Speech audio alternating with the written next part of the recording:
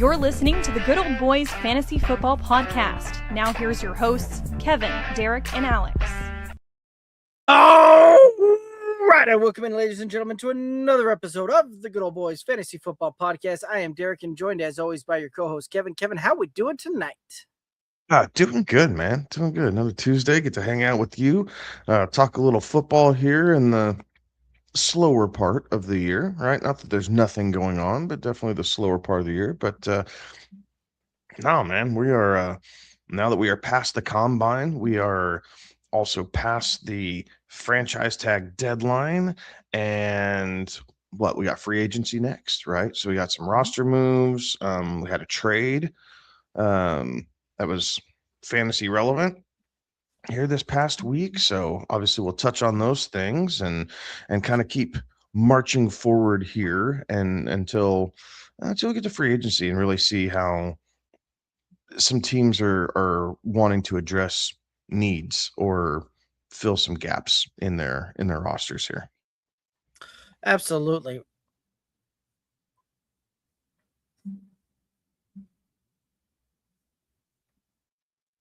Yeah, certainly. So there can be a bit of an interesting thing there, right? When it comes down to how that kind of looks and works, and all of that. With I don't know your thoughts on this one, but when it came down to this year's combine, it seems a little bit more lackluster than years past, right? Like, you typically we are anyway. It seems like in years past we've had those maybe a handful of guys that really stood out and really came to shine and definitely did something to drastically improve their draft stock. We've started seeing all of these kind of top guys start opting out of doing anything other than whiteboard work and interviews with the teams, and kind of save everything for their pro days. But this year it really wasn't a deal where there was like that clear-cut guy that seemed to have emerged from this year's combine that had everybody kind of looking at it and go, oh my, you started really seeing draft stock rise. So this one here, the combine seemed very kind of lackluster to me, and really didn't have some of the same kind of oomph that we've seen in the past. Yeah, I would agree. There wasn't necessarily a couple defensive players really showed out, right? But nothing that we would look at. Nothing that we would look at fantasy wise. The running backs who ran pretty quickly. Like again, Jeremiah Love cemented himself as the 101 in rookie drafts. Yeah. I mean, no question about it. And it doesn't matter where he goes. Jeremiah Love did a great job. Honestly, I thought someone who had a pretty good combine was his counterpart, Jadarian Price. It's kind of weird seeing both guys at least test so well. He didn't necessarily have as much of the straight line speed, but he was explosive. Like his broad jump and his high jump were really impressive. So the explosiveness is there. But yeah, nothing that shocked the world necessarily. We had 3 sub 4.3 40-yard times. And that's always kind of flashy, right? So Brendan Thompson from Mississippi State, Lorenzo Styles, who did kind of, he got a bunch of the accolades on the defensive side, right? Right. From Ohio State, and then Xavier Thomas from LSU. So again, those are always blazing fast, right? It's fun to see. Deion Burks, your boy from Oklahoma, ran a 4.3 flat. Yep. So we did see a good amount of speed, and we're 4.4 used to be the target, right? Oh, yeah. Like, okay, how close can they get to 4.4? I'm not even running a list here, Derek, but it looks like we had almost 15, 18 guys run sub 4.4. Yeah, I'm trying to count that up now. Including a tight end, guys. Including a tight end. Kenyon Sadek from Oregon, blazing fast. We're going to see how that gets used in the NFL, right? Because again, tight end position is asked to do so much, especially in the NFL. Right. We'll see how that translates over. But holy smokes, being able to split him offline against a linebacker and then having him run right up the seam in a cover 2 situation. Right. That's gonna be kind of cool, right? Teams are going to be able to utilize that to some extent. Well, Right. we'll see how it goes, but By my count, it looked like there was 22 players that ran underneath that ran 4.39 or better.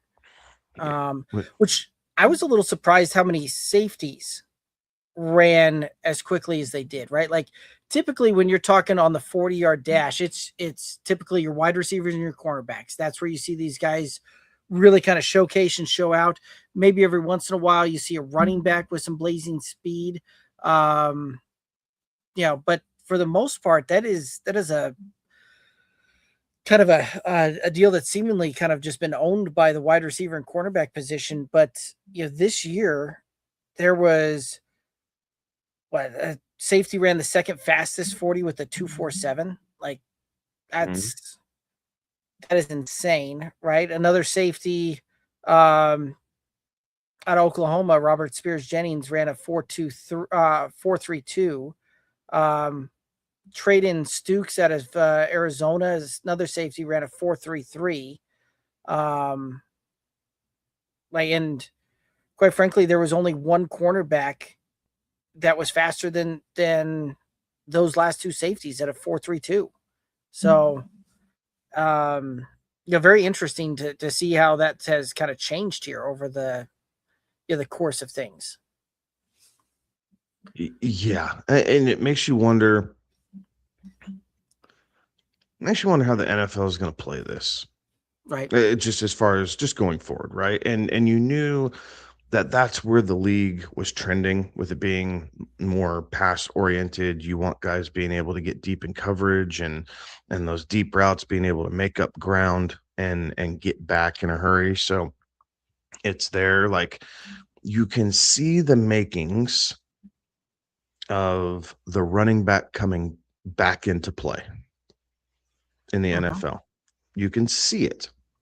I don't know that's quite there yet. But as these linebackers and safeties, particularly, right, the people in the box, in the second and third level, as they lose the mass to be able to have the speed to deal with tight ends, wide receivers, coming out and running so many of these deep routes, the running game eventually is going to come back in a larger capacity than what we've seen it. I'm never going to tell you that's going back to, the 80s or the 90s. Yeah. Even the back, very early, right? Yeah. I don't even know that we'll see it hit kind of those early 2000s. Like, I don't think we'll see that come back even. Yeah. So it's just something to be mindful of, right? Here in the next few years, like what does this look like for running backs who are honestly built like a Bijan? Jeremiah Love's another guy who's just kind of built, he's a big dude. Now he's blazing fast, but he's just a big dude. Like how many guys are gonna, fall off of him as he gets through the hole here a little bit? So cool to see, right? Being able to, acknowledge some of those trends. Again, we're still a couple years away, but still really cool to see. But some again, a tight end with the biggest vertical jump. Right. Eli Stowers out of Vanderbilt. A quarterback was number 2 on that list. Quarterback had the second highest of people who tested. I realize not everyone tested, but Traylon Green, like And Traylon Green was Interesting. another guy that had a blazing fast 40. I think he was a 4.36. Hmm. Yeah, so it'll be he's gonna put on a roster. The dude did well enough in the combine that there will be an NFL team that takes a shot on him as a developmental project, Right. regardless of how he shows at his pro day, because I don't think he threw. No, and yeah, you look at the stats that he put up in college. They weren't overly impressive stats, right? Like completion percentage, yardage, like none of those things were overly impressive. Touchdown to interception ratio wasn't overly impressive. So you're right. This is a project, but from an athletic standpoint, he's a guy that may have done enough to get there, right? But yeah, and I guess kind of going back to that kind of full circle on where I kind of led or started that off with, that not seeing somebody really kind of stand out, right? Like it was the combine that that got Anthony Richardson drafted as a top 5 draft pick. I think he went number 4 overall in that draft, but it was the combine that did that, because you saw the size, you saw the strength, you saw the speed, you saw just the overall athleticism, and that seemed to have propelled him up and into that kind of deal. We haven't had anybody like that in this year's combine kind of propel themselves up and into that kind of conversation to it. Also makes you wonder how much of this is these guys really have been training for these events, for that, right? And so you're able to shave some time off, you're able to get a few more reps in, you're able to increase some of these things with some of that targeted training that they're doing. That while all of this stuff is kind of football adjacent, and it has its, you can kind of see how it could translate to the game, doesn't necessarily translate to the game because it's not actual gameplay. So it'll be interesting to see too how much of this changes when we start seeing these guys on the field in in pro day or in rookie mini camps as well as training camp. Yeah. No, exactly. One of the things that again, not completely, but does semi translate over is some of these quarterbacks decided to throw. Some did well for themselves. Right. Garrett Nussmeier, Drew Aller, and Carson Beck all threw and did very well for themselves. Drew Aller looks the part of a quarterback. He always has. He looked that way in high school. He had a 5-star rating going to Penn State. He looked that way at Penn State, and then it just kind of fell. Like it just, he's never produced the way he physically looks like he should be able to.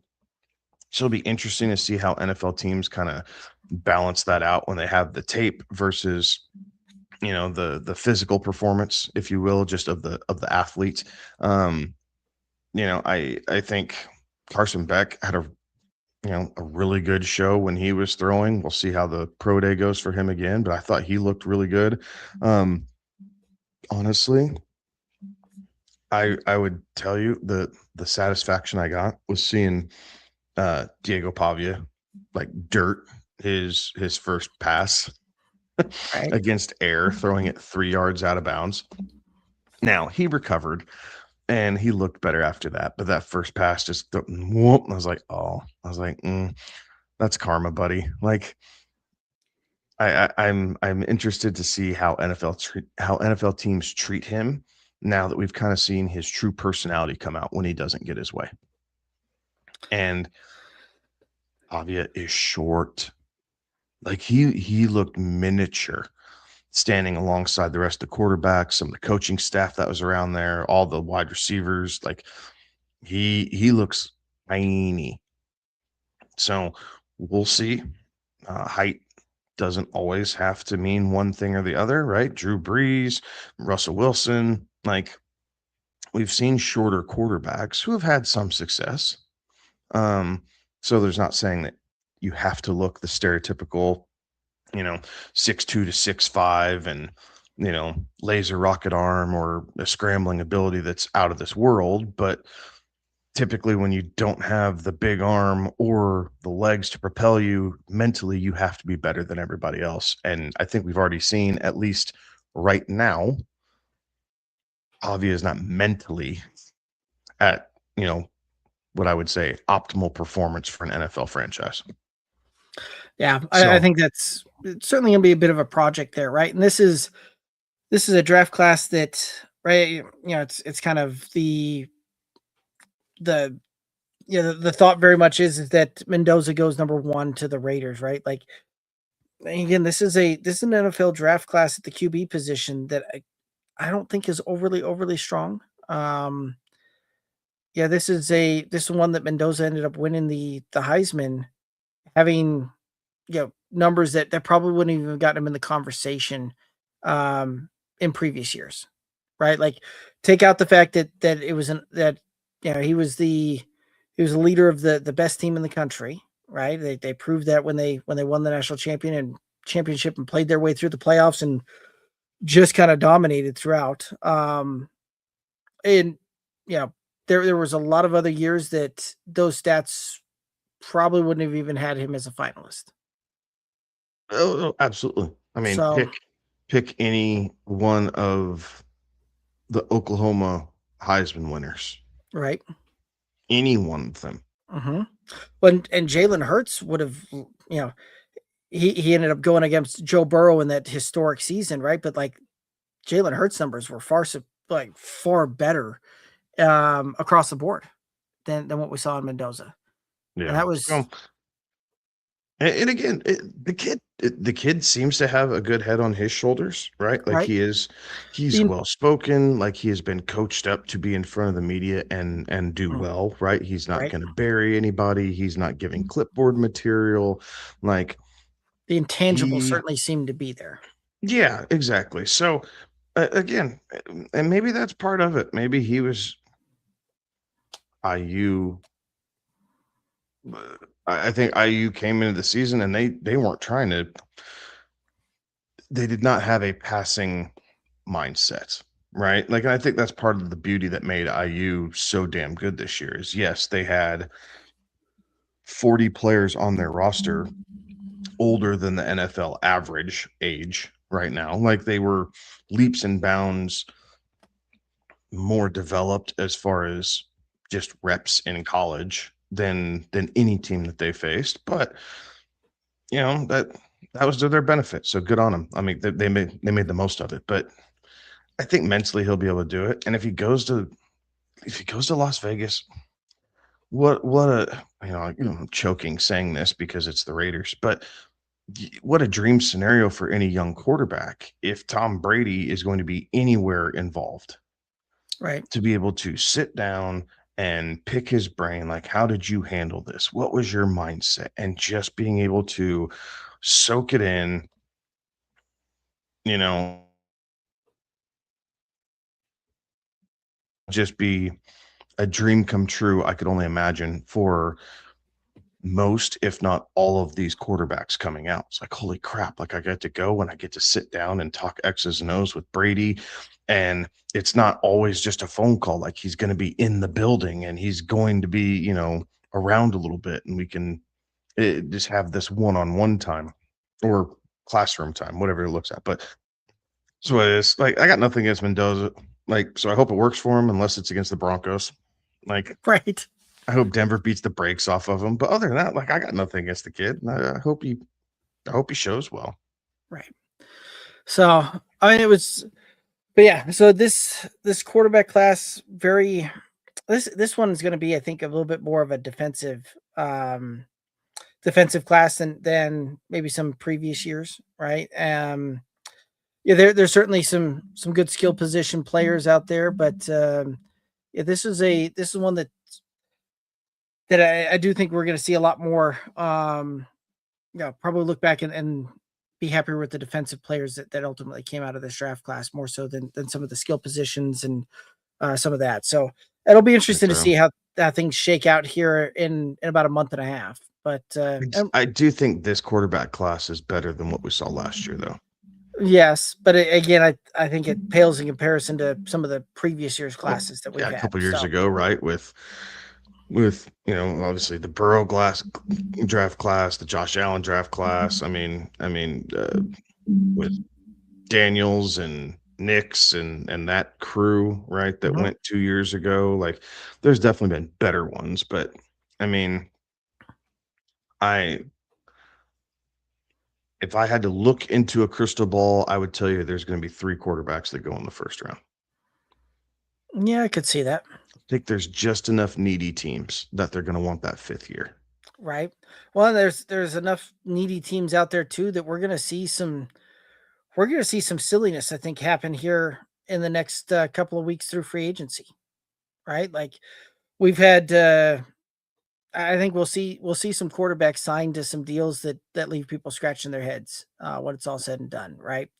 Kind of a perfect segue, unless you've got some more to talk about on Yep, the I was thinking the exact same thing. awesome. So kind of that perfect segue to move on and talk about some of the free agency and the franchise tag, right? Franchise tag deadline was today. So we know who's been tagged, who has not been tagged, and what that's looking like. Kind of running down, were there any big head scratchers out there for you or any surprises when it came to the franchise tag or who wasn't tagged? Um, I I was I think I was mildly curious why the Seahawks didn't try and transition tag at least Kenneth Walker and see what people were going to be offering him and at least give themselves the opportunity to have last right of refusal. Right. Um, And potentially get a Coming off the consistent, Super yeah. Bowl, they have plenty of cap space, so I didn't feel like that was going to be an issue for them. But to just decide not to and let him walk, I find that to be a little interesting. Especially after he just won a Super Bowl MVP for you.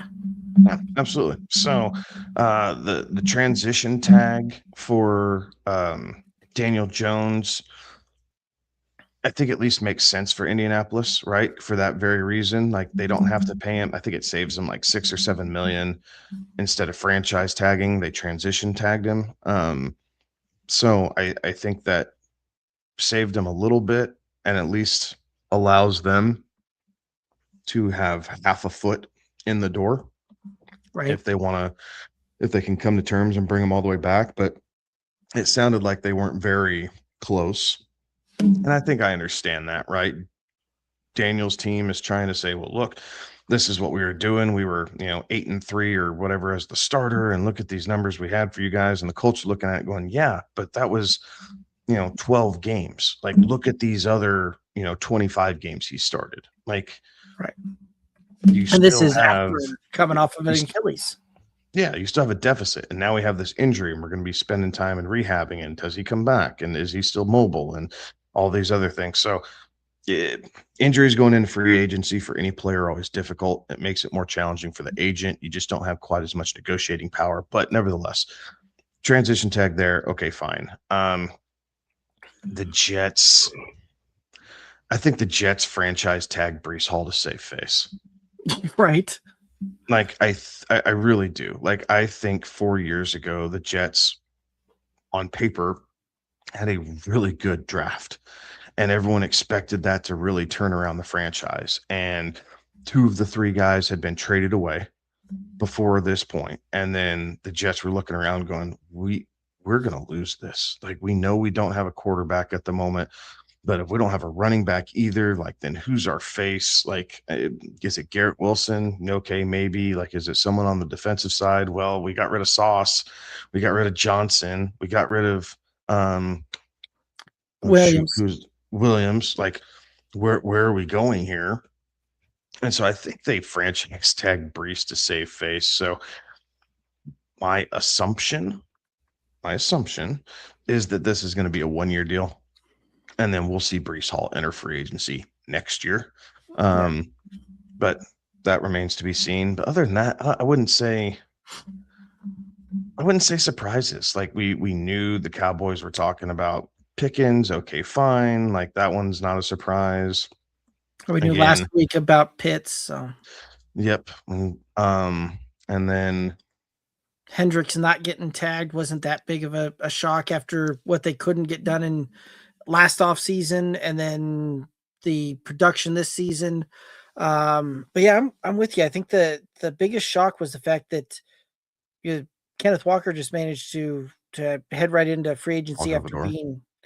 after being MVP of the Super Bowl, right? Like, the most interesting thing there is, right, like, this was one of those that you and I got talking, before last season. We really thought that Kenneth Walker would have, a career year this past year with that Kubiak scheme and how they kind of, that zone read and that zone run scheme. Um, and Zach Charbonnet was just kind of the thorn in the side, and then running through training camp, like, there was things coming out that Zach Charbonnet was going to be the guy.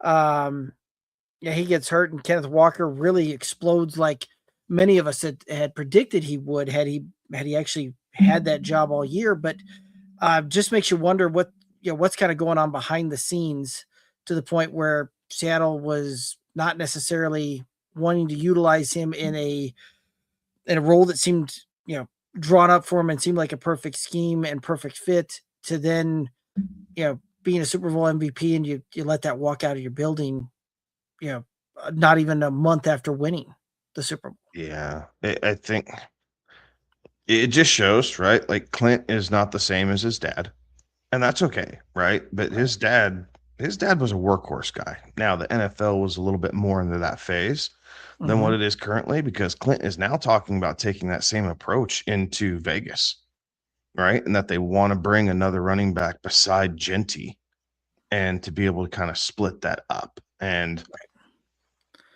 fantasy owners don't want to hear that. You're just going, crap. Like, it looked so good for all of 3 days until Clint Kubiak opened his mouth and said that. And then everybody's going, son of a gun. Like, but the Giants are talking about that too, right? Scadaboo's coming off the injury, but they want to, have, bring in another back and do whatever. Like, we see it so much around the league that it's just that moment that we're in. There are so few teams that truly have an alpha.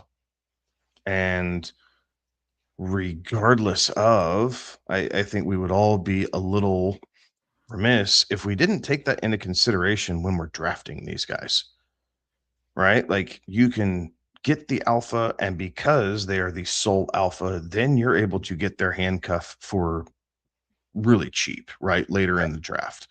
Um, but our options are limited, right? It's James Cook, it's Saquon Barkley, it's Bijan Robinson, it's Jahmyr Gibbs, Devon Achane. Like, really, because of everything that if he's staying healthy like he has the last 2 years, he has shown that he can be an alpha. He just catches more passes, right? And goes through that. Jonathan Taylor's another one. It was Derrick Henry until this past season, and now that's in flux a little bit, as he's going to be 32, I believe, this upcoming season. Right. So, I mean, what, 5, 6 guys? That's it. Yeah. Everybody else is splitting it somehow, right? You thought it was going to be Genty. It's not. Like, Christian McCaffrey's probably the other one Right. that I need to add in there. But other than that, like, we started to see the split in LA, right? Where Sean McVay had kind of really been a one running back guy. We started to see that split Right. um, between Kyron Williams and Blake Corum. So it's not there anymore. Kubiak's talking about doing it to Genty in Vegas, so it's not going to be that team. I mean, we saw it last year in New York with the Jets, right? Brees Hall and Allen. We're splitting a little too much. We're splitting carries a bit too much, and it slowed down Brees Hall's fantasy impact. So we're seeing all over the league, all over. And so, those 5, 6 guys, I mean, they should be going at least in the top 8 of running backs, just because they're guaranteed all this work. Right. And it'll be interesting to see too, right? Like, some of those guys that you mentioned will be having different offensive coordinators, different head coaches, different schemes coming into play next year. So um, it'll be very interesting to see how that plays out, and do we see a shift and a change yet again for some of those guys, right? Like, just because they really looked like the part last year, right? regime change doesn't necessarily mean that we're going to see that happen again. So this is one of those that it's going to come down to really paying attention to to the talk coming out of mini camps and training camps, and really starting to dig into what the beat writers are saying, and the words that are floating out of training camp, and what that looks like preseason as well. So there's a lot more questions, I think, going into that than even coming into last year. Absolutely. So, and again, that's the good part about free agency. Like, we'll get to see where some of this at least shines some light on, right? What teams are really going to be going after running back, what their rooms look like even before they start, getting some of these offers out, and we start hearing where players are signing. So it's exciting. It's a little frustrating as a fantasy owner, right? From that aspect. But I mean, the more weapons you have, the more comfortable you feel about having success. So from a fan standpoint and just an X's and O's standpoint, yeah, you know, why load everything up into one when you could, when you can have a double barreled shotgun instead of, single pump. Like, it's just kind of one of those things. Some other news that the Bears are going to be in search for a center, right? Their Pro Bowl center retired earlier today, right? After Saw 5 that, seasons. yeah. Yep. So happy trails to Drew Dahlman.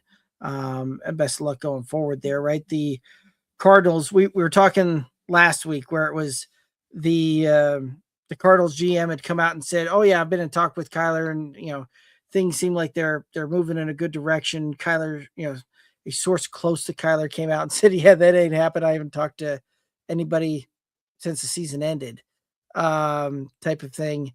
Now news is coming out saying that the Cardinals have informed Kyler that if they aren't able to make a trade between now and the start of the league year, he'll be released. So be a free agent at that point going into free agency as well. So interesting to see how that one kind of looks and works. And that's the thing that I guess I have yet to understand with some of the NFL side of things, right? The NFL comes out and says, "Hey, if we can't make a trade for this guy, we're just going to release him."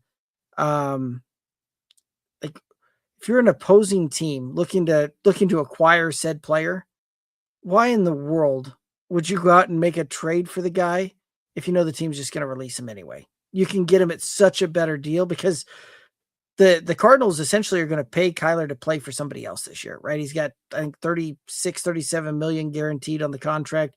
So you can accept a league minimum deal somewhere else and go play against your former team. Yeah, I don't know. Like, I don't know if it's them, like, okay, so instead of taking the bidding war in free agency, you at least get some sort of an offer. But again, like, yeah, I don't know. Like, at that point, what to do? It does lower the offers, but is someone offering a third this year and a third next year? I mean, that's kind of a slap in the face, right? But if that's the best offer do you have, do you take it? Right. Well, But and if I'm and really the same thing with opposing, these teams, why bother? Because if I get him, if I can get him off of free agency for anything that resembles a discount, knowing that the Cardinals are footing the bill for the bulk of his salary and he's still going to be happy, like, well, let's try it out for a year and let's see what that looks like, right? I mean, the Colts have to be hanging that over Daniel Jones' camp, right? In particular. Like, oh, Jones doesn't want it. Like, yeah, you guys can take that offer. That's fine, because we're not going to pay you that. But hey, Kyler, why don't you come in here? We have a team that's, pretty established. We think we can make this offense work around you. Here are all these pieces for you. And, what do you say? So and that's just one instance. But, right. yeah, things are going to get silly around quarterbacks. Mm-hmm. Kyler, Daniel Jones, obviously the Malik Willis, Yep. right? We're going to see kind of what that does. Geno's still floating around there. Kirk Cousins is getting released, so we'll see what the Kirk Cousins deal looks like. Like, I mean, there's teams in need of competent quarterback play. Colts, Jets, Vikings are the top 3 that come to mind. The Cardinals Yep. are, right? But Yep. they're not bringing Kyler back, so then you're looking at something else. You Right. know, Is so Jacoby Brissett really your guy, or is that just what you had there?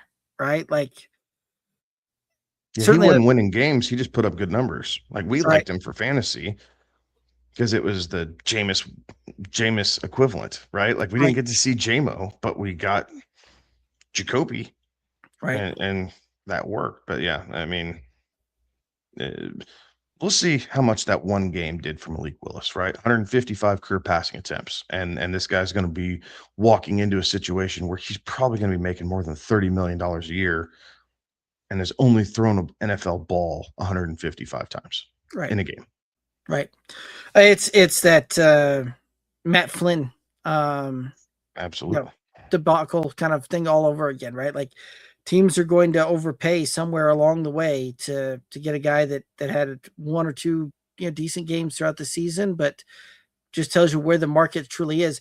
I'm interested to see if there's a team that decides to try and acquire Derek Carr or some of these other guys. Right? We saw Phillip Rivers come back 5 years removed from the league to start and play games to finish off the season for the Colts last year, right? Like, that should tell you just how diminished the quarterback landscape is. Right. So the teams that have their guy, then they've got their guy, and the teams that don't are desperately searching for that. And I do mean desperately.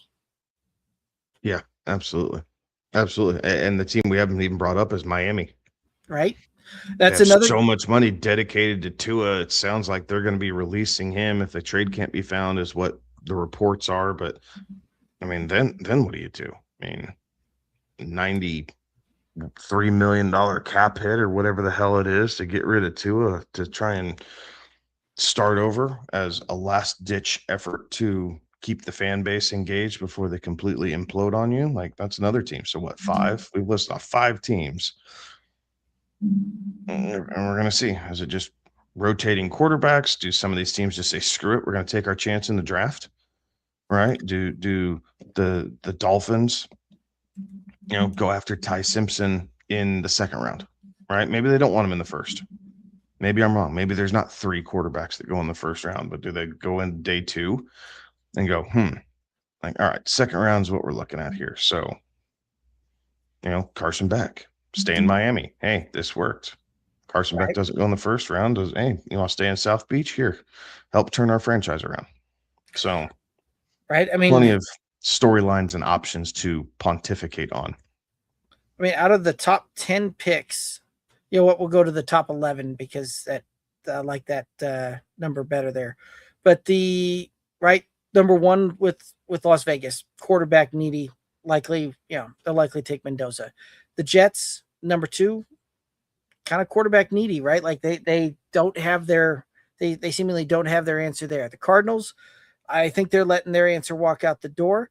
Tennessee, I think it's still a little too early to tell what they've got with Cam Ward, but they took him number 1 overall, so pretty sure that they're not going to make a move there, right? Jackson Dart with the Giants, who, they took him with the first-round pick last year. The Browns have Shadur Sanders, have Deshaun Watson under contract. I don't know that they feel like they've got their answer at quarterback there.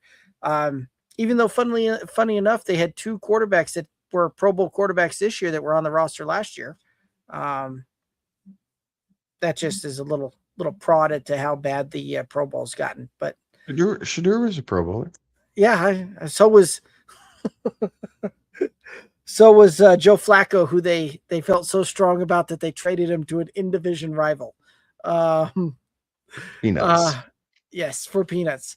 The Commanders have their guy, right, with Jaden Daniels. The Saints, I think the Saints are a team that we could say is looking for answers at the quarterback position still.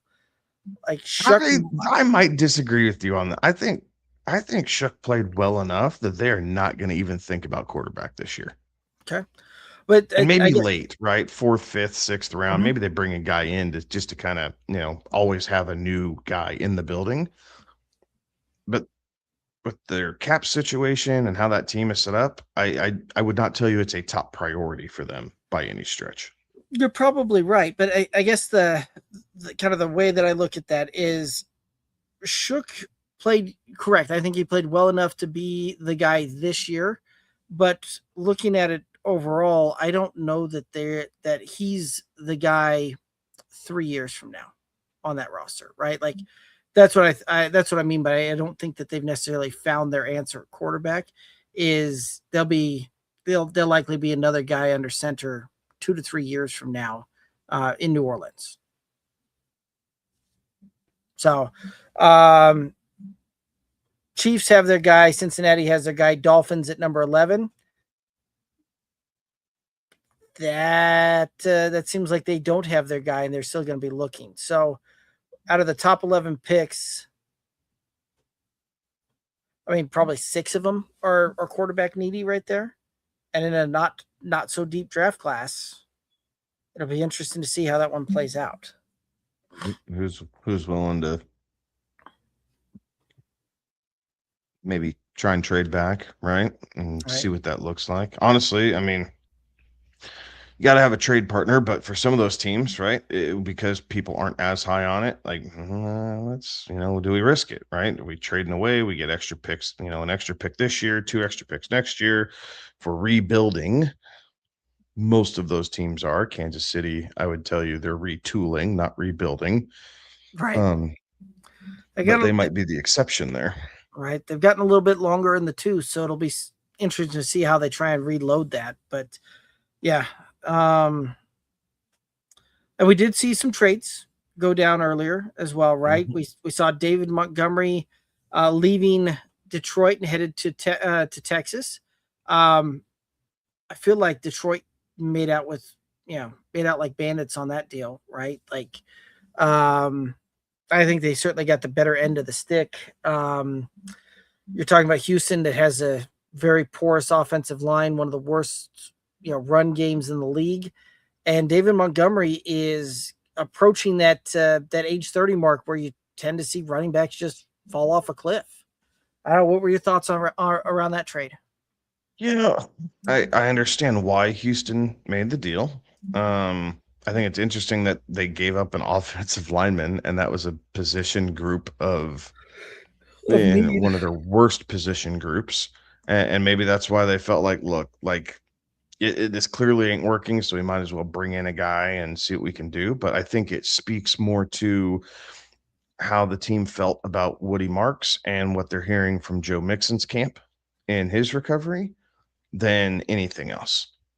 And you can bring Montgomery in, you can have him for the next couple of years under contract while you kind of try and figure out what's going on and you go from there. Because again, Houston's defense in 2025 was more than good enough to make a really strong playoff push. Right. Their offensive line led to a lot of problems, and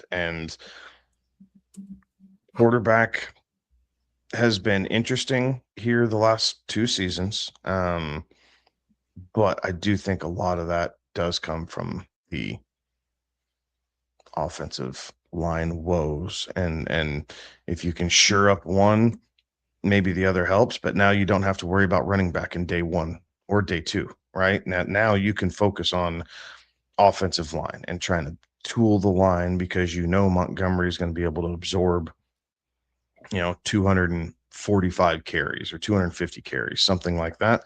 Woody Marks can absorb another, 180 and kind of go from there. And if Joe Mixon comes back, then great. Then it's Mixon and Montgomery, and Woody Marks is fighting for scraps. But this way,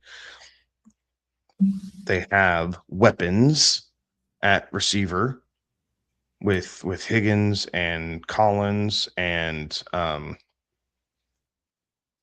who's the other Iowa State guy they got? Doesn't matter. So the 2 Iowa State boys and Nico Collins, obviously you have a tight end and Dalton Schultz. Mm-hmm. You believe in CJ Stroud. You just need him to be a bit more efficient and not have those crucial turnovers. But now you can focus on your offensive line. like, look, this is how we're going to make everybody else around you better, is because we are going to build a stone wall. And Right. that's where their focus has to be. And this is a good draft for that holistically. You can have a really strong draft class just by drafting in the trenches. Right. Well, and then Houston turned around and also traded away Titus Howard off of their offensive line. The former first round pick for them to Cleveland as well, right? Got back a fifth round pick. So yeah, the Texans are going to have to really focus in on that on the offensive line during this free agency as well as this draft to kind of fill that in, because you just traded away kind of half of your starters on that one for a team that wasn't very good at that position to begin with, right? Like, this was a major weakness for this organization last year. So it'll be interesting to see how they try and adjust and retool that position this offseason. So Yeah. it's always interesting when a team does something to seemingly create more questions for them at a position of question to begin with than answers on some of these. So it's very interesting to see how some of that looks and works. And I saw some folks out there going, well, they basically traded away, they traded away an offensive lineman for David Montgomery. And I'm like, well, they gave away more than that, because what you got back off of that Titus Howard deal was still not equivalent to what you gave up to go get him. And quite frankly, I don't know many teams out there that trade that decide to go a one for one trade for running back for an offensive lineman. They tend to not work out very well together there. Yeah, and there's some interesting options. Some of these guys are definitely older, but there's some definite options to help bolster your offensive line Right. in the short run. Not necessarily long term, but you can help plug some holes here with some of these guys. Whether it's a Lindenbaum from Baltimore, like that one's. I mean, he's going to be hot to trot. But even a Aaliyah Vera Tucker from the Jets, Right.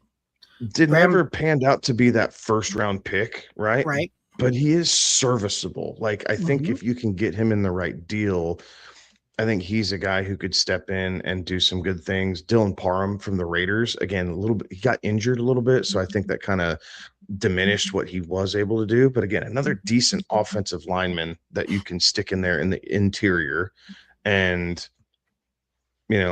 help plug some holes and get better. And we'll see how that pans out there as far as the interior. Tackles where it's tough. Right. Like, you have a better time plugging interior guard center type position than you do tackle right now, because tackle's tough. Brendan Smith from Indianapolis, Rasheed Walker from Green Bay are kind of the top two. And then with the Chiefs cutting their tackle because it did not pan out. Why can I not think of his name now? I want to say it was Johnson. But I mean, those are kind of the top three headlines. But again, tackles come with a premium. Free agent tackles cost a lot of money, and they all know it. Right. So it's it'll be interesting. Again, this is all the fun stuff, right? Because you see what they're trying to do. You had let's see. Graham Glasgow got released by Detroit, right? Like, could go down and you could see Dave Montgomery running behind Graham Glasgow again. It does look like Cornelius Lucas got released by Cleveland.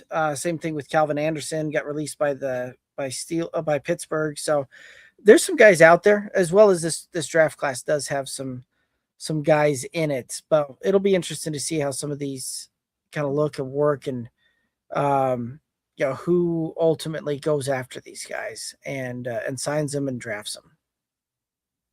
So, alrighty. Any other news, notes, thoughts that you want to hit up here on some free agency type of stuff?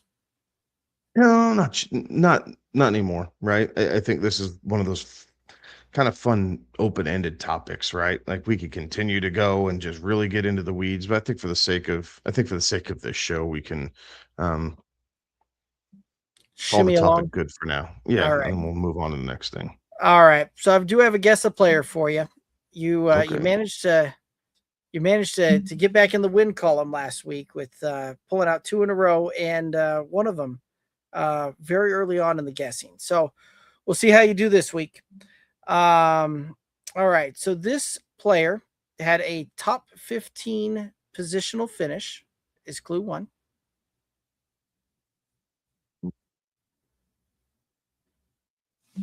Wandell Robinson. Close, or it's a good guess, but incorrect. They had 110 targets. Um,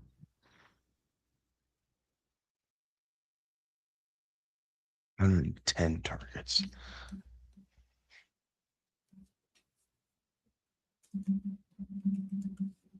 Alec Pierce finished in the top 15 when it was all said and done with. It is not Alec Pierce, but I Okay. like the thought. Okay. Alrighty. Sorry, my computer took a minute there. This player had double-digit touchdowns. Ooh. Okay. Uh,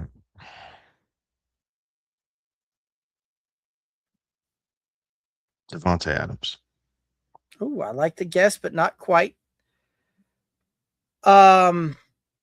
This player had a yards per reception in kind of that 12 to 13 yards range. It was a very strong, efficient, but not an overly pure deep threat.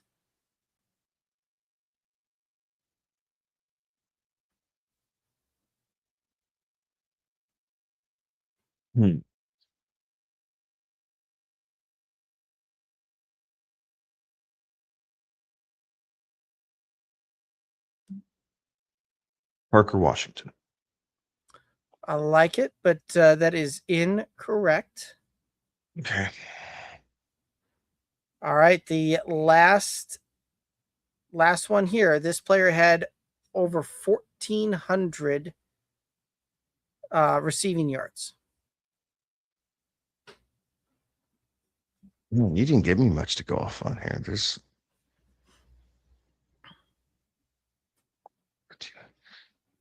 Was it no, I don't think he had 1,400 yards.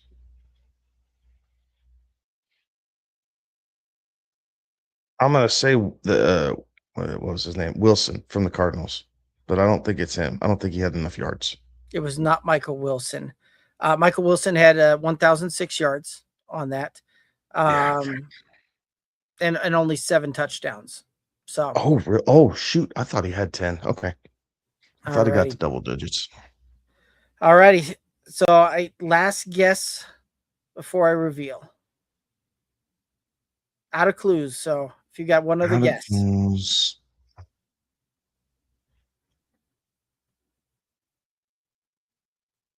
Cutting through with guys, I feel like I know that that's not it.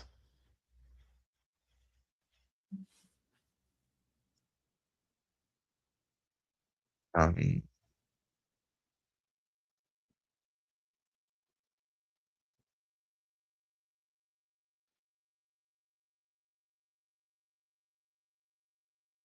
yeah, I got nothing. I don't know. alrighty. The answer was Amon-Ra St. Brown.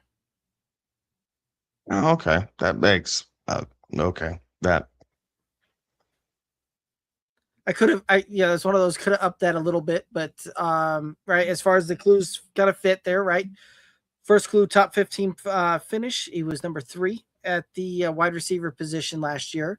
110 plus targets, had 172 targets last year. Had double digit touchdowns, finished with 11 touchdowns through the air. Had that kind of wide, or that yards per reception in that 12 to 13 range. He was at 12 yards per reception exactly. And then the 1,400 yards, he finished at 1,401. Right.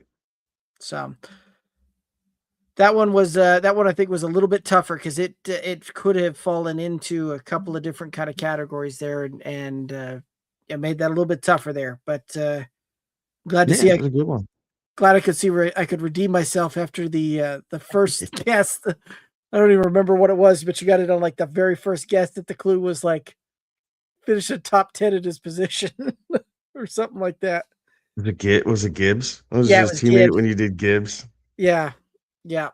So I had to see if I could stump you with the teammates. So No, you did. You did. Good job. all righty.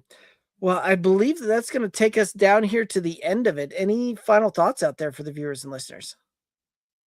Thanks for tuning in and checking it out. Please be sure to, go over to our YouTube page, hit like and subscribe. You can follow us anywhere you consume social media. But yeah, we're gonna continue to do this, right? As we inch closer to free agency, we'll start getting into some player breakdowns and we'll look at some rookie breakdowns as we get a little bit closer to the draft. We have a big we'll be with you for the entire first round of the draft, as we've done for the past 5 years. It's been a few, yeah. So, which is always that's always a fun night. I like doing that. So, but yeah, again, thanks for tuning in and hanging out with us here this evening, and I hope everyone has a good rest of their week. Absolutely. That's going to do it for us tonight. Do appreciate everybody tuning in as well. Again, you can find us on all those socials at Good Old Boys FF. But yeah, that's going to do it for us. He's Kevin. I'm Derek. Have a good one. Be safe. Toodaloos.